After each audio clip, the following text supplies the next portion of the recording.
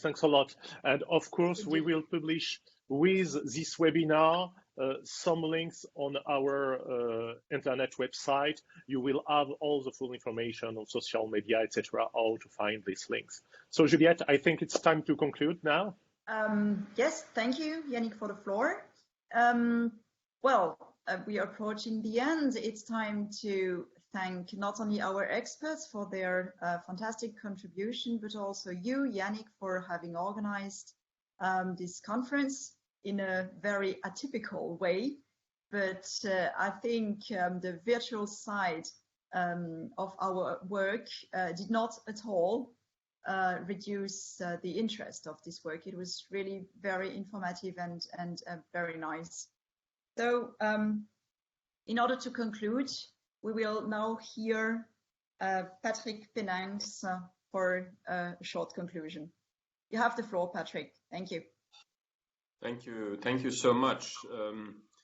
What I feel is that we are working obviously in time constraints. There are quite a number of unknowns in the current equation. That is, how many people were infected, how many have become immune, how many have been in contact, etc., etc. And basically, we're still lacking quite a bit of the basic material to be able to develop any kind of a strategy. And in that context, even if we don't find the medical solutions, we're trying to find quick solutions that will, magic solutions in a way, that are going to help us in trying to contain the spread of this virus. Within that context, we should really think about what are the kind of measures that we want to put in place and what do we want to achieve with those measures. As Dino said also, the battle will not just be won with a magical application. There's no magic in there. I think it is important that we know that we have all the parameters right. I think the measures that have to be put in place have to be adequate, obviously, and we need to define what this adequacy is going to be. They have to be proportionate, they have to be lawful, they have to be necessary in our democratic society. And from our discussion, I also gathered that a decentralized system on a voluntary basis is probably the way forward. We have to take into account due process, fairness, non-discrimination, and what Jan said at the beginning, the increasing digital divide. I think this application, even though it sounds so innocent in a way, it will in a way be a test to the robustness of our human rights protection and our human rights system. And that is, I think, we need to take that into account, and that's why we also see there is such an immense public debate on how these applications are going to be applied in the future. That would be my conclusions on that. Thanks a lot, Patrick, for this last word. And I propose now for a conclusion to give the floor to Claudia and Jan if they wish to give us some insight to conclude. Claudia, please. Thank you, merci, Yannick.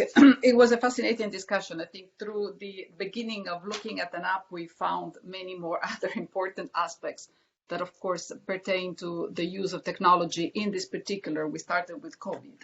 Of course, we only looked at one side, one face of the epidemics, which is the social control or the tracing or tracking system. I don't know whether we can use those words in the same way. But there are, of course, other fantastic uses that can be done for diagnostic purposes, for treatments that we're not aware of. So I think we have to keep that this is only one exploration of one particular phase of the epidemics, and there are many others. Having said that, I was quite taken by the proposal and provided the parameters that that Patrick just mentioned that, of course, satisfy the Council of Europe's requirements. But what fascinated me was that, indeed, if we have a decentralized system that is using privacy by design, that allows the free, obviously, consent to play, which allows citizens to actually help cure, help in a sanitary crisis. I think this is what should be presented to the citizens. So the way you present the importance of such exercise is crucial. It must be very convincing from that point of view, because trust will be derived by the soundness and solidity of the arguments. So I think what needs to happen if this is successful, and I find it, as I said, fascinating way of democratic participation, because that's the area I come from, it must be told well. It must, I insist, enjoy the participation of different actors, because there is a very interesting phenomenon now. Citizens are trusting much more scientists, which is fantastic. Exit the anti-vaxxers, and people are listening to doctors, to people who are dealing with a crisis. So we must bring them in the conversation. They're crucial, and so are, of course, the public authorities, and of course the developers, the private companies that are starting this race to produce the ultimate app. So I think it has to have both a participatory dimension when it comes to the citizens, but also to the other partners.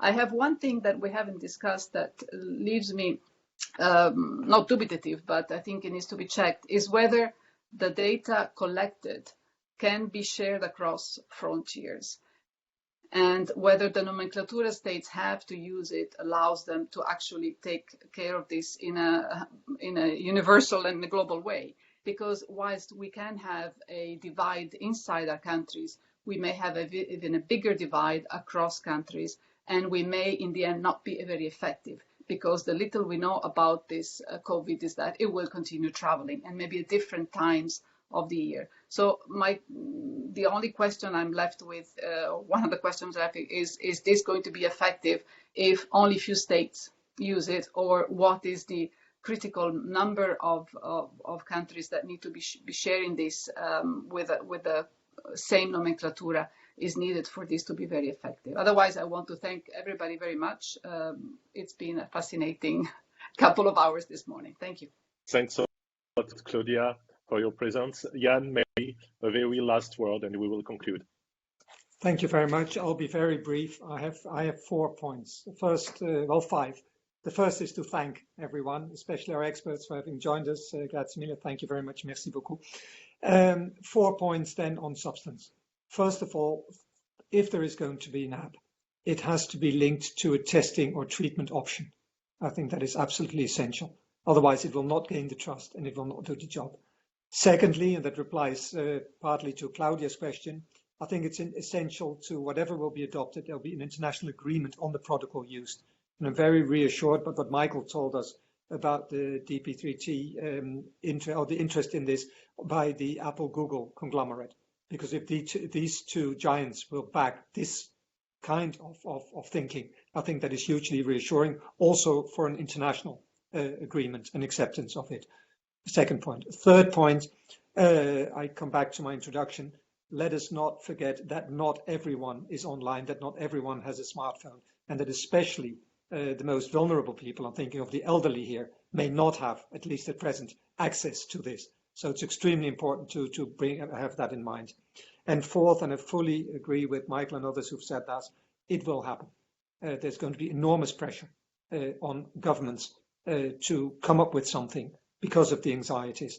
It's therefore essential there'll be a critical assessment, and I very much hope and I very much trust that the discussion today will have contributed, will have given arguments, food for thought to our decision makers, and we'll do our best to ensure that it is widely shared. Once more, thank you very much indeed. Thanks, everybody. We will conclude this very special IE breakfast quite late. It's not breakfast at all time, maybe for you now.